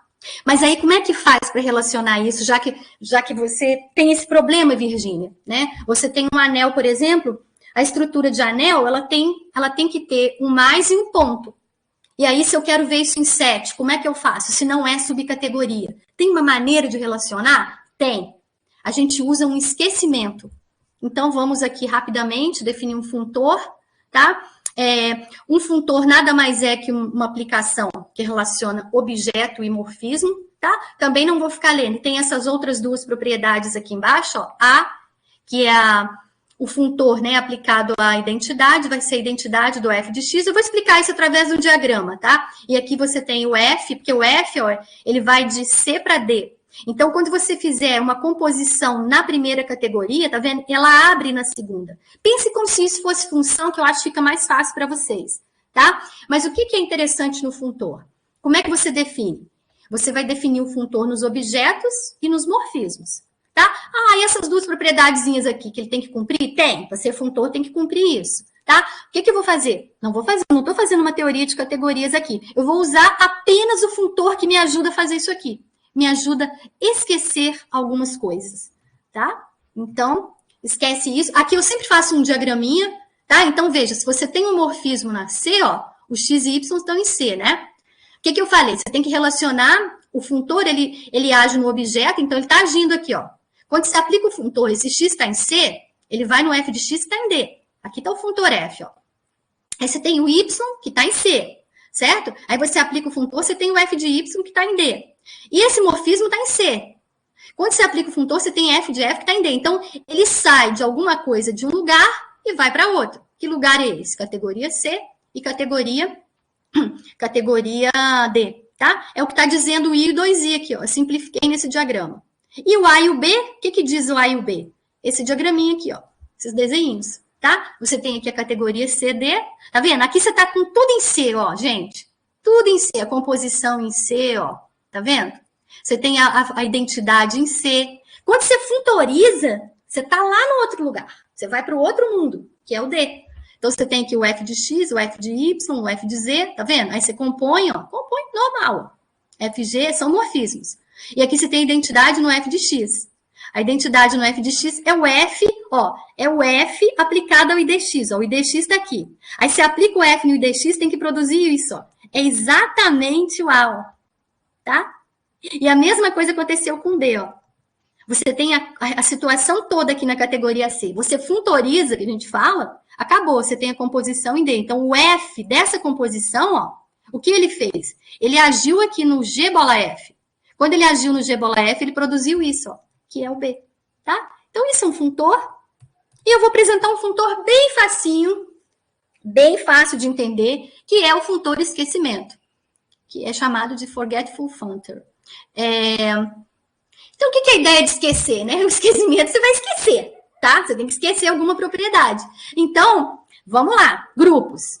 Eu gostaria de ver que, de uma certa forma, eu consigo ver grupos em 7. Tá. Mas se você quer ver o grupo em 7, você tem que esquecer alguma coisa, porque o grupo tem uma estrutura, né? Que ele é um par. Ele é um conjunto e um pontinho lá. Tem uma operação. Então, como é que eu faço para relacionar a categoria grupo, dos grupos, e a categoria 7, que a gente já falou? O que o funtor faz? Ele tem que olhar nos objetos. Então, o que ele faz no grupo? Ele manda o grupo nele mesmo. Por quê? Porque o GRP, né? O grupo é um conjunto. Nós conversamos sobre isso lá no primeiro slide. Então, faz sentido mandar o G em 7, porque 7 é a categoria dos conjuntos, que a gente já viu. E o que ele faz nos morfismos? Ele mantém. Ele pega o morfismo de grupo e manda em F. Por quê? Aí que tá. Morfismo de grupo é um morfismo de funções que tem mais que preserva a estrutura de grupo. Então, ele abstrai, tá? A estrutura de grupo, aquele pontinho, né? Quando você faz o F lá do G, G', é o F do XY, o F de X vezes o F de Y, acabou. Esquece. Deixa só como função. Apaga isso. Então, por isso que fala esquecer. Aí eu coloquei aqui para vocês. Ó, o funtor F esquece a estrutura de grupo e torna apenas um conjunto. E ele esquece a estrutura de morfismo de grupo, tornando apenas uma função, tá? Então, por isso que a gente, quando vai definir, né, o morfismo de grupos, é um morfismo de funções que satisfaz isso. Tá tudo relacionado, né? Tem que ser de funções, porque você, inclusive, pode esquecer a estrutura de grupo e jogar ele no conjunto, tá? De que maneira que você joga, né, ele... Gente, eu tô falando bem grosseiramente, né? De que maneira você consegue imergir isso, né? Fazendo isso, esquecendo a propriedade dele, a estrutura algébrica dele. Vocês têm o F', ó, que vai dar AB no 7, que é um funtor esquecimento também, tá? O que ela faz? Mesma coisa. Ela esquece a estrutura leva no conjunto, na estrutura de grupo, apaga a multiplicação que um grupo abeliano tem, ou a operação dele, e mesma coisa com o morfismo, né? Isso tem que acabar aqui. Gente, a partir daqui, ó, os módulos, né, em 7, você pode jogar, os anéis em 7, pode ficar até como exercício para vocês fazerem, ó. Se vocês já entenderam a ideia, as álgebras, né, as K-álgebras em 7, os espaços vetoriais em 7. Então, por exemplo, são todos funtores de esquecimento, tá? O F1, o que a gente esquece? Se a gente quer cair em 7, uau! Você tem que esquecer a estrutura de grupo abeliano, né? E tem que esquecer o quê? Aquela multiplicação por escalar, tá? Ou seja, você tem que esquecer a estrutura de módulo. E o homomorfismo? Mesma coisa, você tem que esquecer a definição, né, dele ser um morfismo de grupos abelianos e de abrir, né, aquela multiplicação por escalar, o escalar ir para fora. Ou seja, ele tem que ser só um morfismo de função. Mesma coisa no F2, ó, que é o ring, tá? O que vai acontecer? Você esquece a estrutura algébrica do anel, deixa ele só conjunto e esquece toda a estrutura algébrica, né, do homomorfismo, de preservar soma e preservar produto. Deixa só a função. Tá? De maneira inteiramente análoga, você tem do álgebra e do vect, tá acabando. E aqui eu fiz outros funtores que eu quero relacionar. Eu quero relacionar com o AB, ó. Aqui interessante, é um bom exercício. Porque se você pega os módulos, você pode ver módulo como um grupo abeliano. E aí, como é que você faz? Então agora eu só vou esquecer qual estrutura? Aquela multiplicação, ó. Eu só vou esquecer o ponto, ou a ação do anel, né, sobre o cara, sobre o M. Tá? Então, agora a gente esquece só uma. Deixa a estrutura de grupo abeliano, ó, porque eu quero jogar lá. E no caso dos homomorfismos, a gente esquece a condição estrela. Só vou voltar nessa aqui, tá? Ó, a condição estrela que eu coloquei para vocês aqui, ó. Que é que eu não passei certo, ó. O F do RM é o R, F de M, tá? Vocês vão esquecer essa. Que é só grupo abeliano que você quer. Então, é bem simples nesse sentido de imaginar, né? O F6... aqui eu já tinha falado, né? Não, eu estava aqui. O F6, ó, o anel para o grupo abeliano, mesma coisa. Você vai esquecer a multiplicação do anel e vai esquecer a condição que envolve a multiplicação. F7, mesma coisa, né? Aqui você tem que esquecer o quê? Aqui você tem que esquecer um pouquinho mais coisa. Você tem que esquecer a multiplicação na K-álgebra e estrutura de espaço vetorial, tá bom? E a mesma coisa, no caso do homomorfismo, tem que esquecer a condição que envolve a multiplicação e a estrutura de morfismo de espaços vetoriais. E essa estrelinha é aquela F de 1A igual a 1B, tá? Mandar a unidade, preservar a unidade, porque agora você está olhando no AB, né? E o AB meu aqui até eu tô com a notação mais aqui, né? Eu tô com a operação mais. Eu só tô deixando a operação mais da álgebra, ó, tá? Eu esqueci o ponto e esqueci a estrutura que ela tem de espaço vetorial. Os esquecimentos do F8 são semelhantes ao do F5, né? Porque o F8 é espaço vetorial. Estou acabando. O F9 da álgebra no espaço vetorial. Da álgebra você só vai esquecer a parte de anéis, tá? Aqui que eu falei, ó. E mantém a estrutura de morfismo, de espaço vetorial. E os morfismos você vai esquecer só os morfismos de anéis. Eu deixo uma perguntinha. O que você esquece em F10? E aí acabou. Eu tenho meu diagrama, tá? Então, por isso que eu falei, né? Você consegue enxergar as estruturas num lugar maior, ó. Você tem os 7 via os funtores, porque tem que ter cuidado aqui, a subcategoria que eu tenho aqui é o AB no GRP, as outras, elas estão todas imersas pelo funtor esquecimento, ó. Então, aqui você tem os funtores esquecimentos de cada um que a gente falou, tá? E eu acho que era isso que eu queria. Eu ia apresentar um exemplo que foge da casinha, mas eu já passei aqui do meu horário, né? Se eu tiver mais 3 minutinhos, eu posso falar do exemplo. 2 slides, posso falar? A coordenação me autoriza? Claro. Pode ir. Então tá. É que é bem bonitinho. Vou dar um nó na cabeça de vocês agora. eu coloquei assim, exemplo fora da casinha.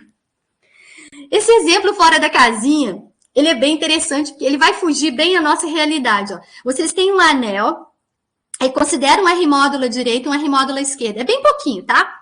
Ok? A gente já sabe, vocês já viraram expert nisso, certo? E pega G um grupo aditivo, tá, abeliano? Pega um grupo abeliano só, para facilitar. O que é uma função R balanceada? A função R balanceada vocês já estudaram também.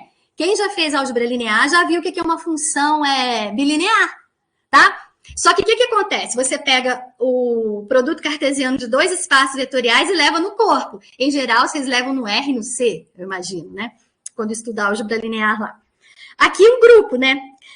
Espaço R e C, por exemplo, são corpos, são anéis, então são grupos abelianos. Agora vocês já sabem isso, tá? Então, o que é a R balanceada? Olha só, é a mesma coisa que a bilinear faz, ó. Ela é linear na primeira componente, porque ela sai, né, do cartesiano, tá vendo? Então, você tem que pegar aqui o M mais M' e o N. Então, ela abre na primeira, ó, e abre na segunda, o F do M, N mais N', ó. Tá vendo? O F do M, N, F do M, N'. E aqui, gente, a gente fala que é o R balanceado, né? Aqui tem que ter cuidado, porque eu tô deixando geral, o anel é qualquer. Então, o R age à direita do M e à esquerda do N, ó. Então, tem que manter aqui. Você tem que ser religioso na conta aqui, ó. F do MR, o R age à direita, né? Tá vendo? E aqui, quando passa, ele balanceia. Por isso que fala que é balanceado. Ele faz um balancinho, ó. O R, ele gangorra aqui, ó. Tá vendo? Então, aqui fica F de M, RN. Tá? E nota que tá tudo bonitinho. Ah, professora, e se fosse espaço vetorial? Tanto faz aonde que o R atua, porque espaço vetorial, o anel em questão é um corpo e é comutativo. Então, MR é RM, tá? Um exemplo de uma função bilinear que vocês estudam é o produto interno, sobre R, tá? Quando você tem um produto interno que você vai lá, V cartesiano V em R, você vai ver as propriedades do produto interno, ela satisfaz tudo isso aqui. O R ainda vai para fora, porque é corpo aqui, né? Tá? Então, a minha aqui é um pouquinho mais geral. Olha que interessante. Aí, o que a gente faz? A gente agarra, tá? Essa categoria que eu chamo de BMN, aqui tem... Isso aqui tá no livro do Hungerford, tá? Você pode olhar lá. Que é a categoria de todas as balanceadas, tá? Então, você tem que fixar o módulo M e o módulo N. E quem são os objetos? Os objetos são as funções R balanceadas sobre o M cartesiano N. Uma vez que você fixou, você tem que fixar, que senão você não tem como montar a categoria. Gente, agora eu vou perguntar para vocês quem são os morfismos. Me diga, se os objetos são funções... Veja, agora já não é conjunto mais. Não saiu da casinha? Saiu fora, ó. Todos os que a gente viu, todos os exemplos de categoria que a gente deu eram conjuntos. Estava tudo lá na 7. Ó, agora eu saí do padrão um pouquinho. Eu saí do padrão. E agora eu quero dizer o que significa o morfismo entre duas funções. Olha que bonitinho. Dados dois objetos, então, o que é o morfismo entre eles? O que são os objetos? São as balanceadas. Então, eu tenho uma F, o M cartesiano N sempre, porque ele está fixo, vai para um G, um grupo abeliano. E eu tenho um outro objeto, que é uma outra R balanceada. Vai do M cartesiano N, tá? Para o G'. E o que seria um morfismo H? É um homomorfismo, como vai do G para o G', vai ter que ser de grupos, ó. De tal forma que esse diagrama comuta. Então, veja, escapuliu totalmente a nossa intuição, né? Porque agora a gente está dando um morfismo, tá vendo? Entre dois morfismos, na verdade, porque os objetos são morfismos. Essas loucuras acontecem, tá? São muito comuns. O diagrama como tá significa que o H bola F é G. Quem estudou estruturas algébricas vai estudar, ou já deve estar lembrando que o produto tensorial que a gente define lá no último capítulo de estruturas algébricas, ele é um objeto universal nessa categoria das balanceadas, tá? Então, a identidade, o que é a identidade? O que seria, não é? Ó, estou lá, quero ver que é uma categoria aqui, ó. Tá bom, no último slide. Ó, tem que, para cada objeto, você tem que ter um morfismo e identidade. Mas o objeto é uma função balanceada. Então, o que seria o IDF, o ID dessa função? Vamos lá. Quem que é o ID dessa função? Aqui, ó. É a identidade do grupo G, tá? Então, aqui a gente tem que fazer a continha para ver que é uma categoria e tal, mas é isso. Esse era o meu exemplo fora da casinha, que ele é bem diferente. Ele sai dessa estrutura de conjunto que a gente está acostumado, tá? Aqui estão minhas referências. As minhas definições de categorias, exemplos, né? Tá tudo aí. Eu Bourseau, tá? Eu tenho Hungerford, Jacobson, sobre os personagens lá, o Grothendieck, tá? O MacLean, o Eilenberg, tá tudo, eu peguei na Wikipédia, tá? E aqui tá faltando os underline, porque como eu digito isso no TEC, quando eu boto underline aqui, me dá erro, tá? Eu não consigo latecar. Ai, gente, desculpa aí, eu passei uns minutinhos. Muito obrigada. Não, professora, sem problemas. Muito obrigado pela tua apresentação. Realmente, eu ainda não fiz o Álgebra 2, mas é uma coisa que eu estou bastante afim de fazer. E assim, direto das categorias, eu já vi em vários lugares, um monte de gente falando, principalmente o pessoal mais alto nível da matemática. E é aquela coisa que todo fala para entender, mas precisa de uma abstração bem grande, assim, né? Então, acho que mas às vezes nem sempre, né? Porque você pode pensar em coisas... Eu penso sempre assim. Toda vez que você tem que resolver uma coisa, vai pela ideia mais simples. Porque se você tentar ir pela ideia mais complicada, e a ideia mais simples, ela vai te ajudar. Então, vocês podem, quando vocês forem estudar, eu não sei... Ai, obrigada, Vitor. Gente, obrigada, eu amo todos vocês. Quando vocês forem pensar, né, por exemplo, em categorias, eu não sei, cada um tem um ramo de estudo aqui. Eu sei que a Mônica é geômetra, né? A Mônica faz desenhos lá, fez uma apresentação maravilhosa lá nos seminários, né? Mas você tem exemplos, entende? Você tem exemplos bem simples. Então, você pode... O exemplo bem simples, quando você esquece alguma coisa, ele te ajuda a lembrar. Vocês já perceberam isso? Quando você tem um exemplo simples, você está lá fazendo um negócio, aí você fala, putz, eu queria dar isso contra-exemplo. Aí você começa a pensar. Se o exemplo é simples, você vai lembrar. Agora, se você está com uma coisa lá nas alturas, você não lembra. Porque lá nas alturas, o que significa? Que você teve que ir vários degraus para chegar lá. Então, são vários passos, né? Mas é interessante essa coisa. Esses livros que eu coloquei aí, esse Bourseau é bem legal, tá? Eu acho que ele tem uma linguagem bem acessível, tá? Tem notação, você tem que tomar cuidado, né? Se você lê 2 livros ao mesmo tempo, você tem que tomar cuidado com a notação, porque o cara pode usar uma notação aqui e não ser a mesma que o outro usa, tá? Então, tem que ter um pouquinho de cuidado nesse sentido, assim, que eu penso. Mas é um livro bem legalzinho. Eu tenho um amigo também, ele fez um livro que é um pouquinho... não um livro, não, uma nota de aula, eu gosto muito, ele chama Martin Mombelli. Eu não botei porque eu não usei essas notas dele. Bem interessante, ele faz um resumo com bastante exemplos e... Mônica. Ele faz um resumo com bastante exemplos. O livro do MacLean, por exemplo, cuidado, se você vai olhar lá, ele tem uma notação pesada. E a notação, gente, ela influencia muito, né? Porque a notação ela pode te impedir de entender alguma coisa. Não é porque você é incapaz, né? A notação que o cara usou é difícil. Ou que a pessoa usou, né? Então, é isso. O Renan, é assim, ó. A gente teria papo, né, para muito tempo, porque o que eu acho interessante, né, é que quando você está estudando isso, existem outros tipos de categorias, né, que a que eu estudo atualmente são as monoidades. Então, o que acontece? Aquele funtor que eu dei lá para vocês, que é bem fácil, né, que é um funtor que esquece, é basicamente uma identidade, né? Você manda o objeto nele mesmo e a função nela mesma, né? Ela esquece as propriedades algébricas. É uma identidade, entre aspas, né?